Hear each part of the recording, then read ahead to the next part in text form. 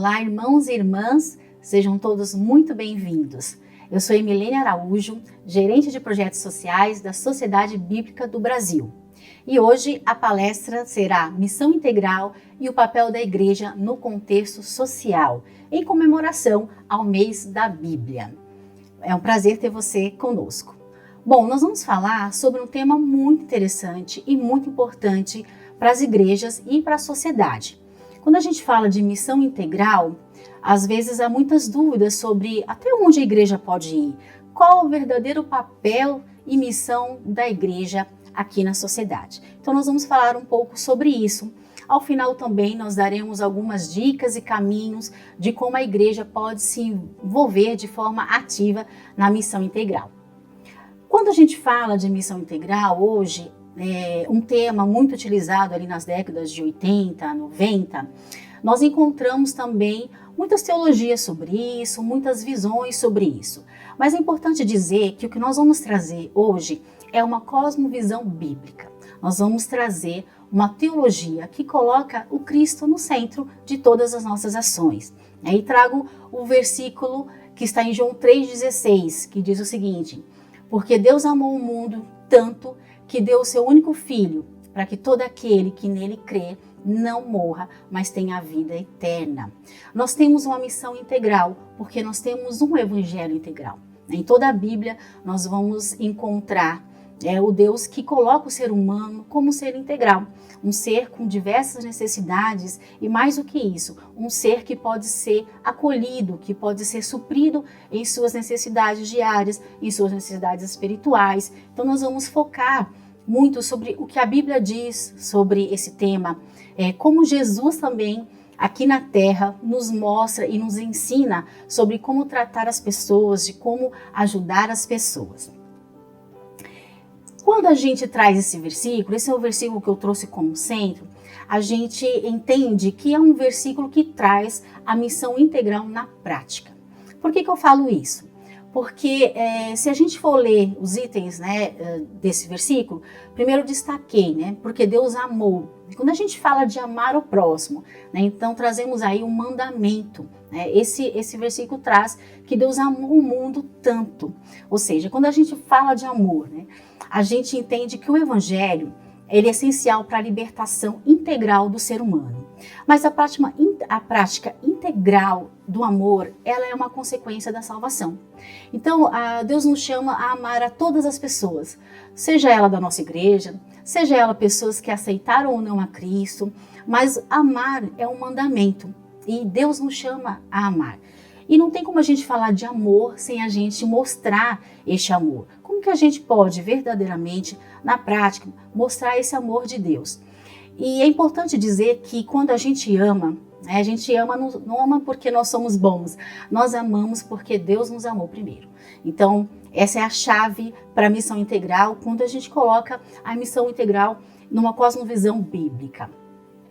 É importante também a gente dizer que a partir do amor houve uma ação. Então Deus amou o mundo e o que ele fez? Ele deu o seu único filho.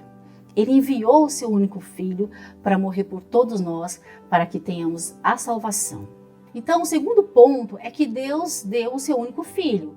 Ou seja, ele nos deu um mandamento de amar o próximo, ele amou a nós todos e ele deu o seu único filho para que todo aquele que nele crê não morra. Então ele deu o seu único filho. Esse fato de enviar Jesus Cristo é uma ação. E para quem? Para todas as pessoas. Em nenhum momento a Bíblia mostra que Jesus veio para uns ou para outras pessoas. Não, ele veio para todas as pessoas. E a partir do momento, voltando, que ele nos deu o mandamento de amar, ele fez uma ação de entregar o seu filho, ele deu a todas as pessoas.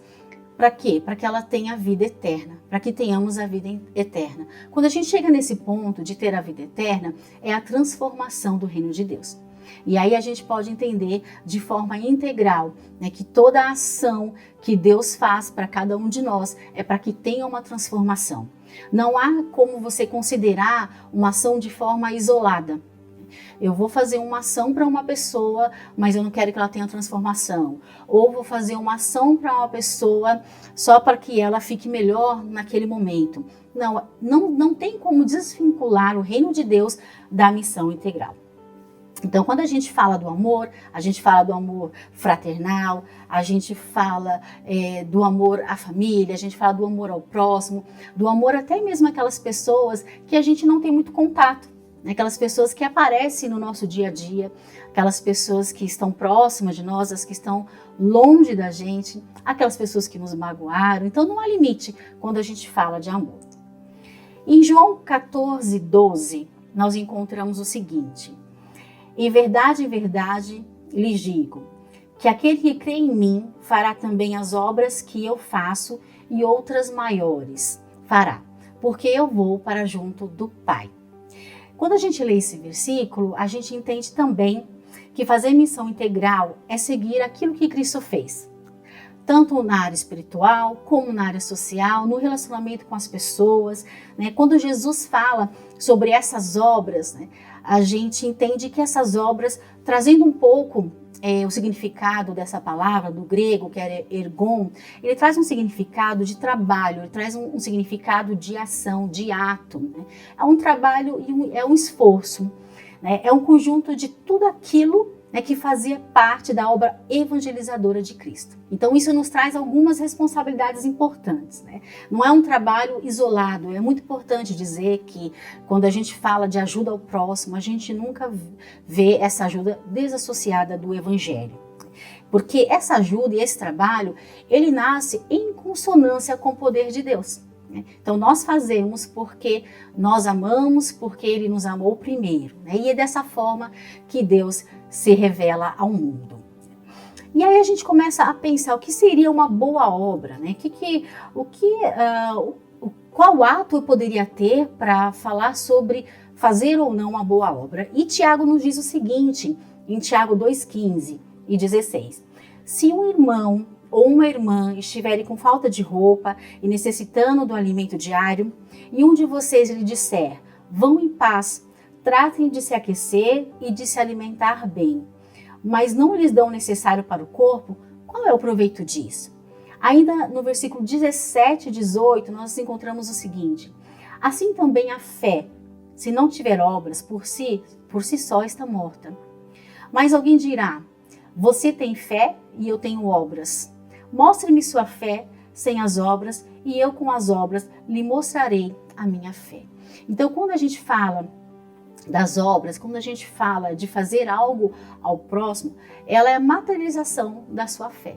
Se você tem essa fé, é dessa forma que você vai mostrar. Então, todo tempo, Cristo nos chama a isso, a fazer essas obras, né? A segui-lo da forma que ele fez, né? E ainda a palavra diz que nós faremos obras ainda maiores daqueles que ele fez.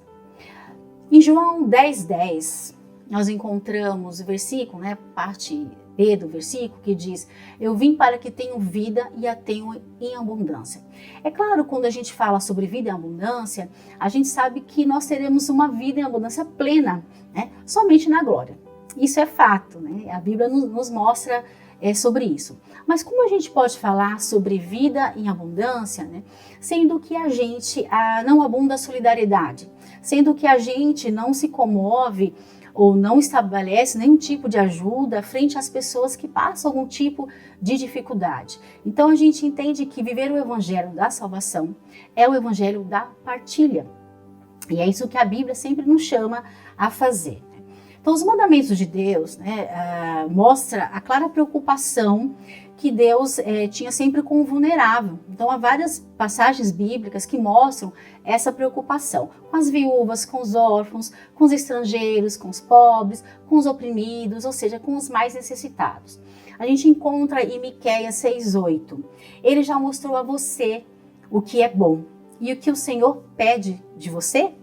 Que pratique a justiça, ame a misericórdia e ande humildemente com seu Deus. Também vemos em Deuteronômio 10:18. Ele faz justiça aos órfãos e às viúvas e ama os estrangeiros, dando-lhes comida e roupa. Jeremias 22:3. Assim diz o Senhor, Pratique o direito e a justiça e livrem o oprimido das mãos do opressor. Não oprimam nem maltratem o estrangeiro, nem o órfão, nem a viúva. Não derrame sangue inocente neste lugar. E para terminar esse ponto, ainda temos um versículo em Provérbios 17:5. Quem zomba do pobre insulta aquele que o criou. O que se alegra com a calamidade não ficará impune. Então eu trouxe só alguns versículos, mas a gente pode encontrar ainda no Antigo Testamento vários versículos que mostram que você desprezar o pobre, desprezar o oprimido, a viúva, o órfão, seria uma afronta ao próprio Deus. Então, que Deus é esse, né, que realmente coloca toda essa falta de amor, né, que seria uma falta de amor, como uma afronta a Ele próprio, né? Então, é claro que a Bíblia nos mostra que Deus se agrada, sim, quando nós conseguimos apoiar as pessoas que precisam de vários itens, não seja só itens pessoais, itens de roupa, comida, mas muitos outros itens e necessidades que aquela pessoa demonstra para você. E aí a gente vai para um ponto muito importante, né? Porque quando a gente está falando de missão integral, nós estamos falando de realmente contemplar todas as necessidades e vulnerabilidade do ser humano, né? Então, claro que essa vulnerabilidade não é só física, né? A espiritual, e eu gosto de reforçar que ela faz parte, né? Sem essa questão espiritual, a gente não tem como praticar o verdadeiro amor, o amor de Cristo por nós. E aí a gente entende que os valores bíblicos, eles mudam a sociedade. Não, e é fundamental. Quando a gente fala de necessidades físicas, né, às vezes fica mais aparente, né, que ela precisa de uma roupa, de uma comida, de um remédio, de algum apoio. Mas será que é só isso que faz o ser humano, né? Será que é essa a única necessidade que nós, enquanto igreja, né, temos que atuar? E aí eu trago aqui uma fala, né, de Misael, né, do livro Missão Integral, Evangelismo e Responsabilidade Social na Dinâmica Solidária do Reino de Deus. É um livro muito interessante e ele diz o seguinte: o ser humano corrompido corrompe a sociedade, seus sistemas, sua política, suas leis, suas convenções, sua ética, sua moral, seus costumes, suas relações interpessoais. Então veja, quando a gente fala de uma sociedade mais justa, de uma sociedade igualitária, de uma sociedade que traga aí uma qualidade de vida, nós estamos também colocando a responsabilidade para todos nós daquilo que praticamos. Ou seja, se eu pratico atos de violência, então nós vamos ter pessoas feridas, pessoas em situação de vulnerabilidade. Se eu pratico atos ilícitos, ou se eu pratico atos que não são aceitáveis, tudo isso interfere para que o ser humano possa viver em harmonia, para que o ser humano possa viver em paz. Então, se eu tenho valores bíblicos de paz, de honestidade, de respeito, de amizade, de proteção, de verdade, com certeza eu vou conseguir ter uma família mais unida, vou conseguir ter uma sociedade que inclua mais, que ame mais. Mas ele também traz um contraponto, né, um contraponto interessante, que ele diz: o pecador que agora é salvo continua habitando em um corpo perecível, carente de alimento e roupas, e isso necessita ser levado em conta na missão, ou se deverá negar a humanidade das pessoas. Então veja a importância da gente trabalhar o ser humano como ser integral, né? O Evangelho ele vem para criar aquela transformação. O Evangelho vem para que nós sejamos pessoas melhores uns com os outros, com as nossas famílias, mas isso não quer dizer que a partir do momento que eu tenho essa postura, as minhas necessidades básicas vão sumir. Eu continuo também tendo necessidades de roupa, de alimento e outras necessidades do ser humano. Eu gosto muito desse versículo que está em Provérbios, que ele diz: fale a favor daqueles que não podem se defender. Proteja os direitos de todos os desamparados. Fale por eles e seja um juiz justo. Proteja os direitos dos pobres e dos necessitados. Está em Provérbios 31, 8, 9. Então, quando a gente fala de missão integral, a gente também precisa repensar qual é o nosso papel na sociedade. Ou seja, eu estou aqui por quê? Para quê? Qual é o impacto que eu, enquanto cristã, tenho feito na minha rua, no meu bairro, na minha igreja, nas pessoas que eu convivo, né? E aí a gente começa a pensar, será que é possível um cristão viver passivo diante de várias vulnerabilidades, diante de desesperos que a gente vê na sociedade? E aí eu trago algo que para mim é fundamental sobre a pregação e sobre a vivência do Evangelho. Quando a gente prega o Evangelho, eu falo de tudo aquilo que o Evangelho tem, eu trago tudo aquilo que a Bíblia nos diz. Mas quando eu falo de vivência, eu falo da prática. Eu falo como que tudo isso que eu aprendi, tudo isso que eu ouço, eu vou colocar em prática. Então, pregar, ela envolve em falar, né? Viver envolve em se envolver. Então, como que eu me envolvo? Eu me envolvo me portando, eu me envolvo participando, eu me envolvo na prática com esse evangelho, né? De tudo que acontece no nosso dia a dia e que nos cerca. E aí eu quero trazer o que está em Lucas 4,18. O Espírito do Senhor está sobre mim, porque Ele me ungiu para evangelizar os pobres, enviou-me para proclamar libertação aos cativos e restauração de vista aos cegos, para pôr em liberdade os oprimidos. Então veja, se eu faço algo hoje para a sociedade, se eu trabalho missão integral, eu tenho que entender que o Espírito Santo de Deus está sobre mim. Se eu faço é porque Ele está sobre mim. Então a gente não desassocia, isso faz parte do Evangelho integral. E muitas outras passagens bíblicas que Jesus também mostra sobre a preocupação com o próximo, até na alimentação. Nós temos aí Marcos 6, a multiplicação dos pães, e outras passagens que nos mostra isso. A Bíblia nos chama e nos ensina a cuidar das pessoas mais vulneráveis, né? Quando a gente diz vulnerável, o que seria ser uma pessoa, o que é uma pessoa vulnerável? A vulnerabilidade pode ser de várias questões, seja financeira, né, falta de dinheiro para pagar suas contas, seja a questão de alimentação, né, não tem realmente recurso para se alimentar, seja remédios, enfim, qualquer tipo de vulnerabilidade. E às vezes ela é acentuada também diante de onde eu estou, né? Qual que é o território que está aquela família? Onde está localizada a minha igreja? Onde está localizada a minha casa? Tudo isso pode também acentuar as vulnerabilidades de uma família, de uma pessoa, de um grupo ou de um segmento. Então a Bíblia nos chama a ter compaixão, a Bíblia nos chama a repartir aquilo que a gente tem, a Bíblia nos chama a não buscar os nossos próprios interesses. Então eu leio aqui 1 João 3,17, né? Ora, se alguém possui recurso deste mundo e vê seu irmão passar necessidade, mas fecha o coração para essa pessoa, como pode permanecer nele o amor de Deus? Mais uma vez, né, que foi lá no início da nossa fala, o amor de Deus. Se o amor de Deus está em nós, as nossas práticas vão revelar o amor de Cristo. Agora eu quero falar um pouquinho sobre os problemas sociais, né, que assolam não só o mundo, mas falando aqui do nosso país, falando da nossa sociedade. Às vezes a gente se depara com muitas manchetes, com muitas informações sobre as vulnerabilidades do país, sobre as dificuldades. Talvez se você é de uma classe social que não tenha tantas necessidades, às vezes não tem muita informação do que acontece em outras localidades. É importante que a gente, enquanto igreja, tenha essa consciência. Então nós estamos num país que está hoje no ranking do 8º país do mundo em violência. Um país que nós nos deparamos com muitas famílias disfuncionais, famílias monoparentais, um país que nós somos a 3ª maior população carcerária do mundo, né? Estamos também com uma pobreza extrema de mais de 27% da população do nosso país.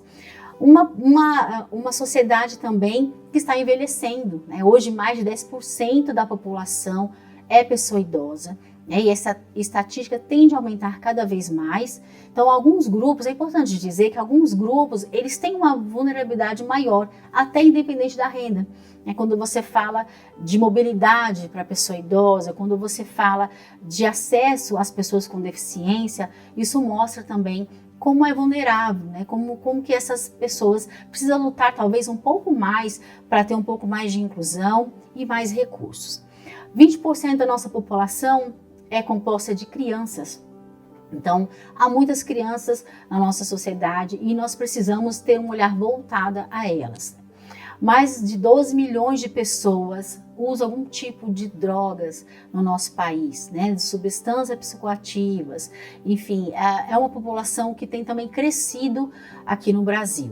Nós temos mais de 143 mil refugiados, então pessoas que vêm aqui para o nosso país procurar algum tipo de ajuda, algum tipo de apoio, chegam aqui feridos, chegam aqui sem nenhum tipo de recurso e nós precisamos também nos preparar enquanto igreja para recebê-los. Mais de 27% dos lares brasileiros, sendo mais ou menos mais de 21 milhões de pessoas, convivem com algum grau de insegurança alimentar. Então veja, eu só trouxe alguns dados do nosso país, mas os dados são alarmantes, né, de como que o nosso país realmente, que é um país grande, é um país extenso, tanto em população como em área geográfica, né, grandes desafios nós temos para combater essas vulnerabilidades. E aí a gente também se pergunta, na prática ali no meu dia a dia, como que que eu falei no slide anterior, são estatísticas do país. Mas se a gente parar para pensar, quais são as vulnerabilidades do meu bairro, ou do entorno da minha igreja, do entorno da minha casa, da minha rua, né? Ou de repente do meu vizinho, né? Que eu tenho percebido, que eu tenho olhado. Então, se a gente para um pouquinho para pensar, com certeza nós vamos encontrar a questão da fome, a questão do desemprego, né? Mesmo as estatísticas mostrando ainda a redução do desemprego, nós temos muitas pessoas ainda com emprego informal, né? Então pessoas que realmente não conseguem uma estabilidade financeira. A questão da violência, né? A violência tem assolado o país, assolado as famílias, né? A gente tem saído com medo às vezes nas ruas e a violência está muito presente. Então quanto mais a gente entende o aumento da violência, são pessoas que estão também vulneráveis a fazer o crime, a cometer crimes e atos ilícitos. A questão da habitação, nós temos muitos moradores de rua, pessoas que realmente não têm como ter uma residência, pessoas que não têm condição de pagar um aluguel, né? O tráfico, né? Então muitos dos nossos bairros são dominados pelo tráfico, né? Então nossas crianças acabam sendo reféns do tráfico de drogas, a questão do roubo, né? Da segurança pública também do nosso país, abandono. Então vejam, quando a gente fala abandono, muitas pessoas acham que são as crianças que foram abandonadas, que foram para um abrigo, estão em algum orfanato, em alguma unidade. Mas às vezes nós temos o abandono presente na própria família. Então, crianças que são abandonadas pelos seus pais, não ficam sozinhas nas suas casas o dia todo, às vezes não têm como se alimentar, às vezes passam o dia nas ruas, pessoas idosas também abandonadas por suas famílias. Né? Quando a gente vai também para o campo da violência doméstica, né, o quanto mulheres têm sido mortas, mulheres têm sido violentadas, seja também criança que tem sofrido violência doméstica e também violência sexual. Né, violência sexual de crianças, de adolescentes, de mulheres. Então veja, só trouxe alguns itens aqui para vocês começarem a lembrar ou perceber o que vocês têm ouvido ou visto ali no seu território, onde você está localizado. Não precisa ir muito longe, não precisa pensar na cidade do vizinho, mas pensar na sua, no seu bairro, na sua cidade. O que você tem visto? Então a partir daí você começa a pensar, poxa, será que a igreja tem alguma coisa a ver com isso? Será que a igreja ela pode de alguma forma entrar nesse combate, no combate à fome, no combate à violência, no combate ao desemprego? Será que a gente consegue ajudar?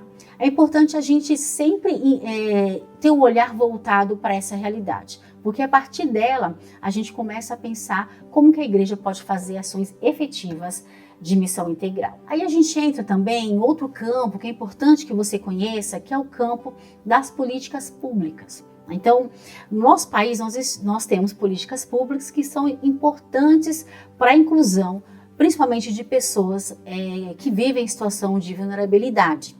Então, essas políticas públicas, elas são políticas de governo, né? Políticas que elas entram num campo de direito.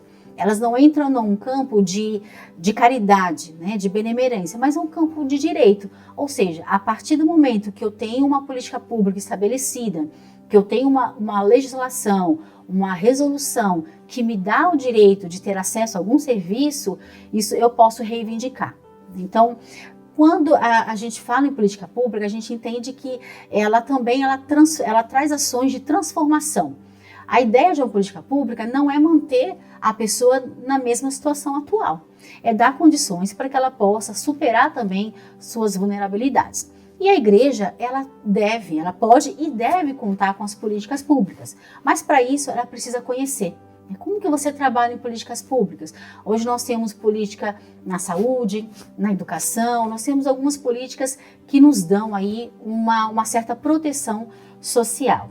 E essas políticas, eu vou citar aqui as principais políticas públicas que existem aqui no país, que seria a política de assistência social, que hoje nós temos um sistema único de assistência social, a política de saúde, a política de habitação, educação. Então são políticas que nos dão essa proteção. Então eu chamo a atenção, quando eu falo de política pública, para que você, enquanto cristão, enquanto igreja, se aproprie dessas políticas.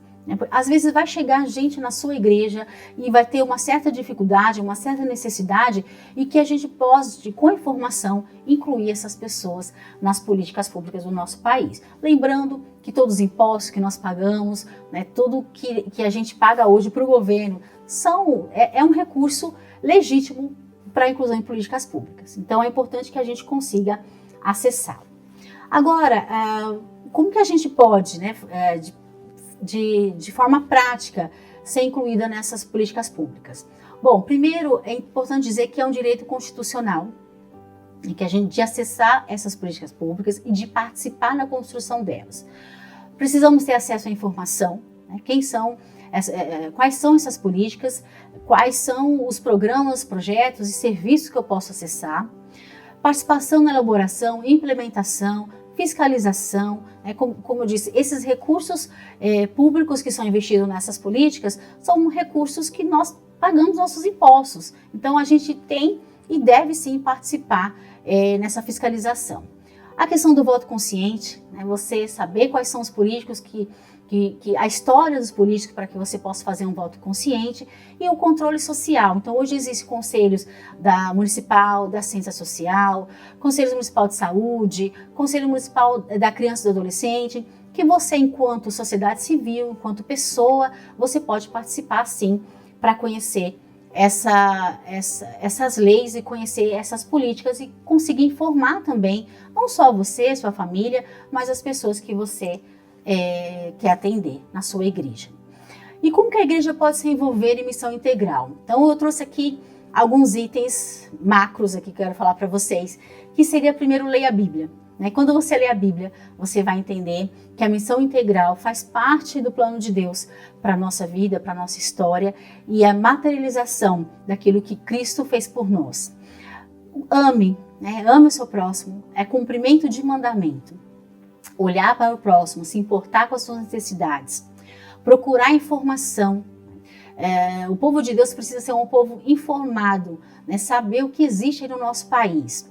Se incomodar com a injustiça. Então, a gente não consegue entender um cristão que não se incomode com essas violações de direitos, com essa injustiça que hoje nós vivemos em sociedade. E seja um agente de transformação.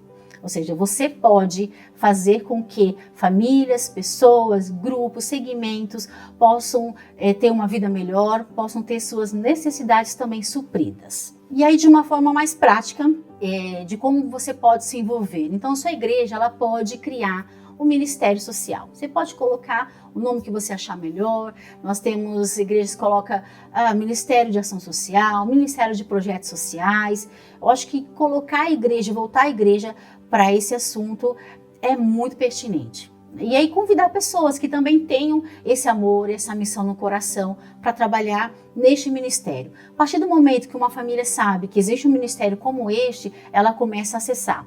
Ela vai ter um problema, uma dificuldade e ela vai pedir ajuda também. Se a gente não consegue perceber, às vezes, a vulnerabilidade daquela família, ela pode vir até nós. Olhando para os membros, olhando para a comunidade, mobilizando recursos, nós conseguimos mobilizar recursos. Nós temos uma família, por exemplo, que precisa de um apoio, nós teve um problema na sua casa, questão de enchentes que acontecem, vamos mobilizar, vamos colocar o povo para ajudar também financeiramente, né? Leve informação, né? Leve informação sobre inclusão, sobre programas, projetos, programas do governo que existem, para que essas famílias possam acessar. A questão da segurança alimentar também é muito importante. A gente não consegue entender, às vezes estamos ali na igreja, no culto, e temos pessoas ao nosso lado passando algum tipo de necessidade financeira ou alimentar. Então, muitas igrejas têm um ministério também, ou recebe as doações de cestas, né, ou contribui com as famílias de outras formas, e vale muito a pena. E é um ministério assim muito importante, porque nós encontramos em grande parte das igrejas, como na sociedade, pessoas que naquele dia realmente não terão o que comer. E a gente precisa ter o olhar voltado. A igreja também, se ela quiser ir um pouco mais além, ela pode criar uma associação. Então nós temos hoje, enquanto Sociedade Bíblica do Brasil, nós apoiamos muitas entidades, associações que atendem crianças, adolescentes, pessoas idosas, pessoas com deficiência. Então, se você quer avançar um pouco mais, a sua igreja pode sim criar uma associação. E criando uma associação, você também acaba indo para outro campo. Você consegue participar mais ativamente da política pública, do controle social e também receber financiamento público para manter a sua associação. Então, também é uma opção interessante que muitas igrejas têm feito. Bom, e para terminar, eu trago aqui talvez o versículo que resuma tudo que eu disse aqui para vocês, que é o que está em Mateus 25, de 35 ao 40, que diz o seguinte: pois eu estava com fome e vocês me deram comida, estava com sede e me deram água, era estrangeiro e me receberam na sua casa, estava sem roupa e me vestiram, estava doente e cuidaram de mim, estava na cadeia e foram me visitar. Aí o rei responderá: eu afirmo a vocês que isso é verdade. Quando vocês fizerem isso ao mais humilde dos meus irmãos, foi a mim que fizeram. Então, que esse versículo, essa passagem bíblica fique no seu coração. Ela resume a missão integral. Tudo que a gente faz hoje para o próximo é considerada como se estivéssemos fazendo para o próprio Cristo. Que Deus abençoe vocês.